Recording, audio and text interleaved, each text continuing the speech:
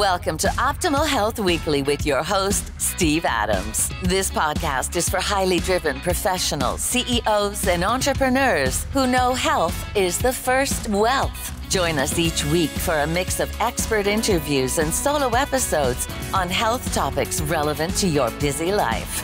Let's elevate your health together.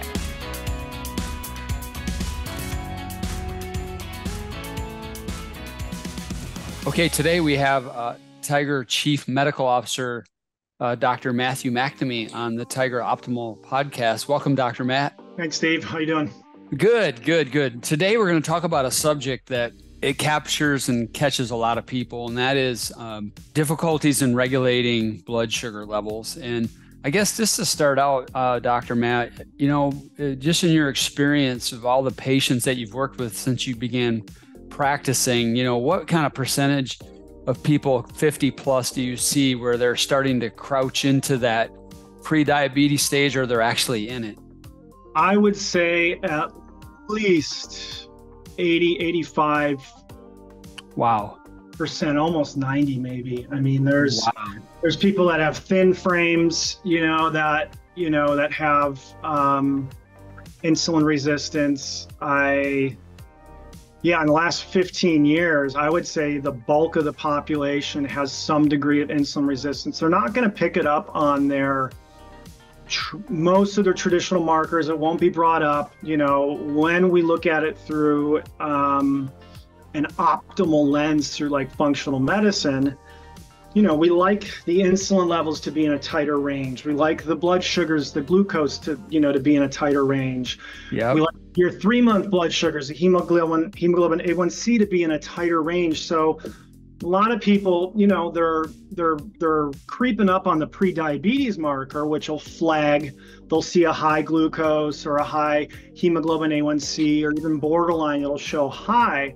Yep. Well, going from that healthy, optimal blood sugar range to pre-diabetic, there's dysfunction in between, right? And that's where, the blood sugar dysregulation starts, the insulin resistance starts, right? So the insulin doesn't work as well. You can't get the blood sugars as well into your cells.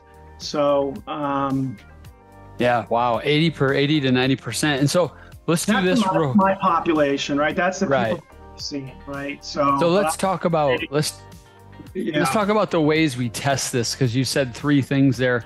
So first of all, there's the glucose total number, and for my whole life I saw between 80 and 100. Mm-hmm. And then there's the A1C number, and then there's insulin resistance. So the kind of the 3 big tests, right? Can you kind of break down what each one of them is? And then what you want your optimal range to be? Yeah, so almost everyone out there I'm sure has received, even on standard routine blood work with their primary care provider, whether they're seeing them yearly or every 6 months, most of them will get something called a comprehensive metabolic panel that includes a fasting blood sugar, which we call glucose. Yep. So that'll be in there. Most of them will see there. And that glucose, that test, if you are fasting, just looks at what your baseline levels are without food in the bloodstream. Yep. The other standard test is something called a hemoglobin A1C. And that basically measures your average blood sugars over a 3 to 4 month period. Okay. A lot of times we say it's your 3-month blood sugars, but it's roughly 3 to 4 months. Yep. So that's a way that we can measure. That basically looks for these sticky end products that the blood sugars basically stick to within our bloodstream, and we measure those for a percentage to see, how many. Basically when the blood sugars get higher, a lot of these things will stick on these things for a certain amount of time, and that's one way that we can assess that. A marker that's not as commonly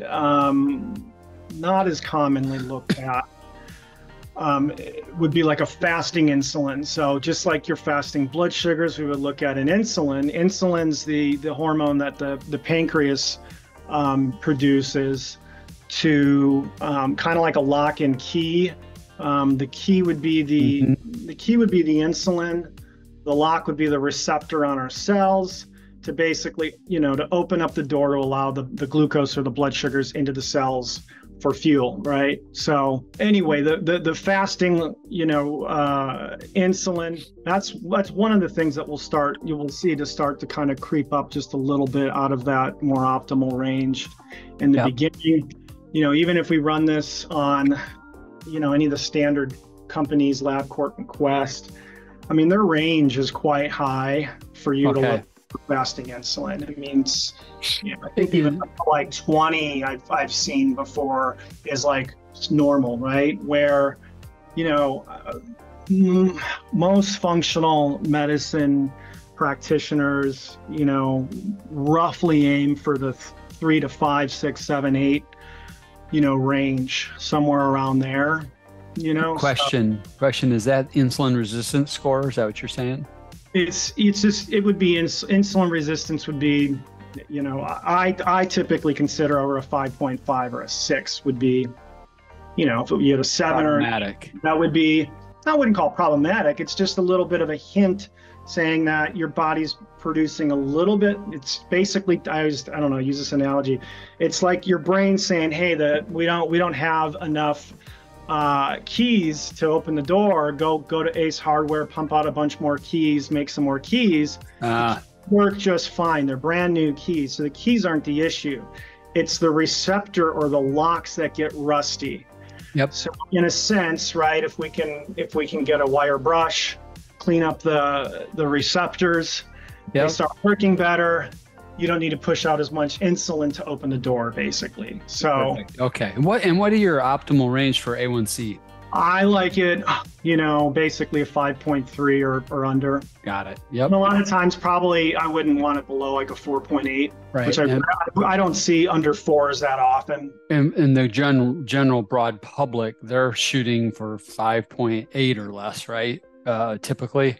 Yeah, basically a 5.6 or below. Gotcha. Okay. Yep. So it's a little bit tighter. Okay. Now let me ask you this. There's some typical reasons why this happens, and then there's some atypicals that have been pretty fascinating to watch you work with people on. What are some of the typical reasons? Why do people show up at 50, 55, 60, otherwise healthy, and their blood sugar regulation is off? How does that happen? Well, a lot of things can contribute to it. So, just underlying inflammation in general, basically affects the receptors, so the key doesn't get into the lock as well. So just general inflammation. Most people have some general inflammation, so that can be an imbalance in the gastrointestinal microbiome can drive insulin resistance. So those are a couple of things right there. A lot of people think diet, and diets plays a huge role, but there's other things. Sleep, if you're not sleeping enough or getting quality sleep, right, that can drive insulin resistance. Stress, so when we get stressed, part of that mechanism, so we can, as they say, flight, or flee from like the tiger, we have to get fuel, to do that, right? So right. Exactly. Raise blood sugars, right? Right. So I'll have people, I know a handful of people, even in the last couple months I've talked to, that based on their diet and all the other lifestyle stuff outside of the stress component, everything else does not basically make sense or correlate why their levels would be high. And I'd say this is likely because of your stress levels. And there's ways that we can test that stuff too. Let's see, stress, sleep. The nutrition stuff. Most people don't get enough fiber. Most people are eating too many carbs. And a lot of times it's hidden in the form of starchy foods. So right. Having potatoes and pasta and rice and breads and cereal and all those things. Crackers and chips breaks down into carbohydrate. So most people think, oh, sweets. Yep, sweets are going to bump my blood sugars, and yes, they will. But it's most commonly, I see, even if people are cautious with sweets, they're just heavy in starches. you know, not getting adequate fats, not getting adequate protein, you know, and then the timing of when they're eating. That's one of the biggest things I start with most people in the beginning. Yeah, eating late at night, right? When you don't handle glucose as well at night, correct? Yeah, you're basically your insulin sensitivity, or how well those keys work in the locks, is best in the morning, and then it just gets less effective. Yeah. Later in the day, right? So, so that's one component, and then just eating before bed, even if it's a snack, will drive insulin resistance at night. So that's part of the kind of process. So even if you had a really healthy diet and you were sleeping well and you did stress management, but you're eating right before bed, even if it's healthy stuff, it can still impact, you know, insulin sensitivity, insulin resistance. So, Steve Adams here from Tiger Medical Institute. Do you ever feel like you're operating at less than 100%? It's time to take control of your health with the True Health Assessment by Tiger Medical. Get comprehensive blood screening to identify hidden health risks before it's too late. Our team of Mayo-trained and naturopathic physicians will analyze your results and provide a custom plan to optimize your well-being. Don't let underlying issues hold you back. Invest in your most valuable asset, your health. For the price of a daily chai latte from Starbucks, you can gain priceless insights and a roadmap to peak performance. Visit truehealthassessment.com, truehealthassessment.com today, and unlock your full potential. Because when you feel your best, you can achieve your best.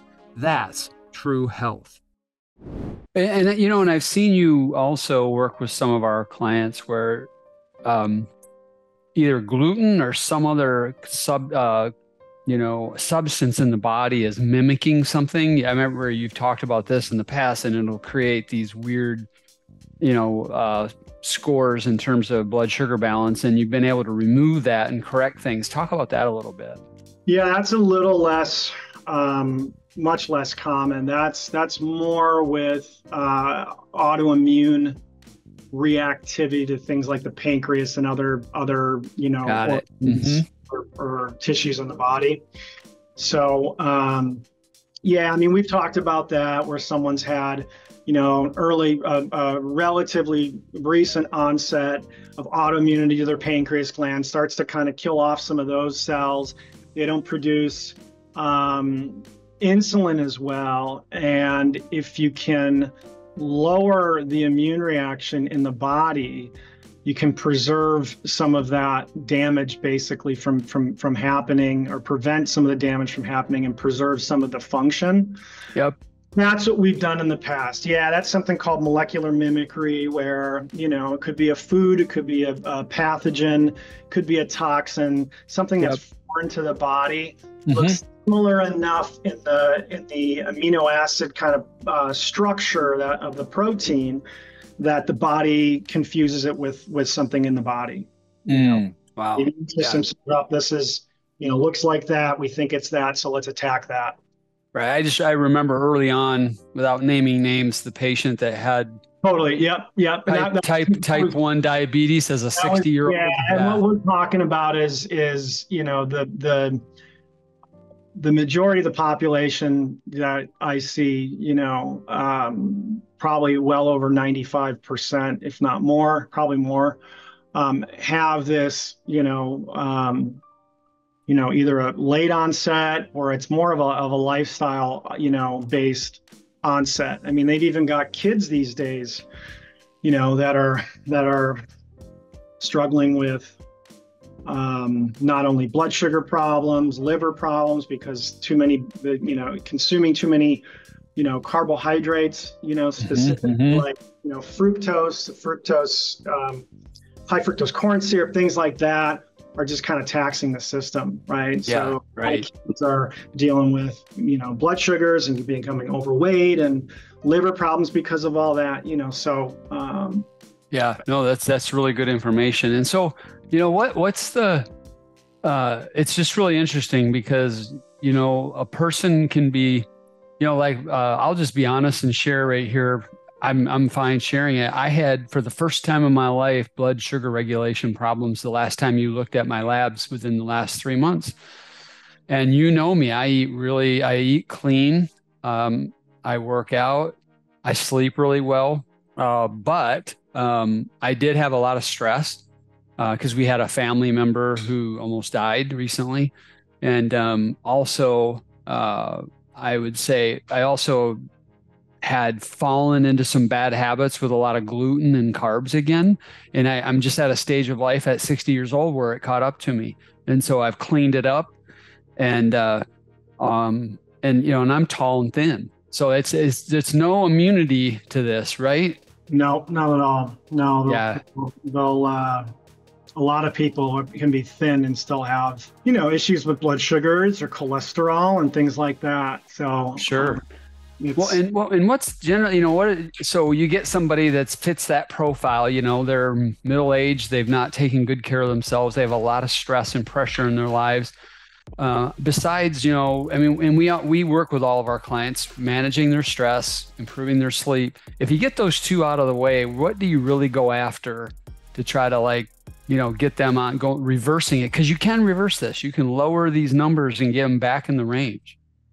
Yeah, absolutely. If they are getting, healthy sleep, they're practicing some sort of stress resilience practice on a daily basis. They're setting themselves up for an easier way to start to play around with things in their nutrition. Depending on the individual, we might look at their gastrointestinal tract and optimize their, gastrointestinal health, do some testing and optimize what needs to be optimized from there. Yep. Hey, Dr. Matt, real quick, I was reading in a book that we all like that was talking about up to 80% of the U.S. public has leaky gut syndrome. Oh, wow. I didn't realize that's, yeah. I see it all the time in the people that, I work with. I didn't realize they've got some stats when it's that high. Well, Dr. Winter linked it to gluten because there's a protein it creates called zonulin. Mm-hmm. And that breaks away the little connectors of the lining of the gut and causes it to perforate and causes leaky gut. And gluten is so in everything. And so, that's part of repairing the gut, right? Is getting the perforations and the assaults. Yeah, on the system. Just having that increased permeability where things are leaking in from your gastrointestinal tract into the bloodstream can drive blood sugar imbalances as well. Wow. Yep. That's why I asked the question. Yeah. Yep. And what do you do with diet? What's your big triggers there? Normally with the diet, I just, a lot of times I'll start with, I try to meet people where they're at, try to figure out what they're willing to do, what they're willing to change. Yep. Someone I was just speaking with yesterday, we are gradually removing gluten from their diet, right? So that's something we're tiptoeing into, and going to keep building upon as we move forward. But a lot of people, if they're eating close to bed, that's one of the first places I'll start with them is can we shave off 15 minutes? Can we start there, right? And then can we work our way up over the months, years, whatever, depending on, some people, their markers look pretty darn good, and it's just like a lifestyle, suggestion that I have that at some point it would be beneficial that they transition to this. Some people can't. Some people have family members, they've got kids, they've got sports stuff going on, they don't eat till late, so I just work with them. But some people it's a long-term goal. Some people, if they're like, I want to get on top of this, and they can adjust that stuff. That's a lot of times where I'll start. A lot of times that even helps with sleep. And they start feeling better. It has a lot of positive impacts. But, from there, sometimes it's just basics. I got someone last week or the week before that wasn't too sure about nutrition stuff. So we're just sending them some basics, right? How to get some healthy fats, how to get some healthy proteins, how to get, fiber into your diet, just basics, phytonutrient, dense color of the rainbow, all things like that. But, that's highly personalized. But it's Yes. a lot of times it's, it's sleep and the stress stuff is critical. Just because if that's not dialed in, your brain is going to be wired to reach for foods that aren't as good for you. A lot of times people have the tendency to overeat and be hungry all the time, so that's why I like to try to target that stuff first, because it makes the nutrition stuff typically easier. Yeah. Well, thank you, Dr. Matt, for jumping on again. Your insights are incredible and they're highly valuable to our listeners. My pleasure, Steve. Steve Adams here from Tiger Medical Institute, talking about the True Health Assessment. What if you could safeguard not just your health, but the well-being of your entire family? With the True Health Assessment from Tiger Medical, you can.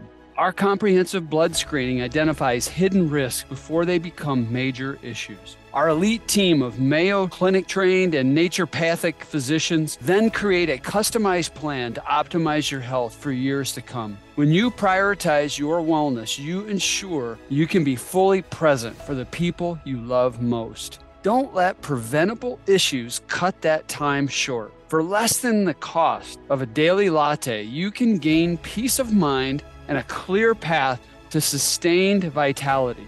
Protect your future and your family's future with True Health Assessment from Tiger Medical at thetruehealthassessment.com. Again, that's at thetruehealthassessment.com.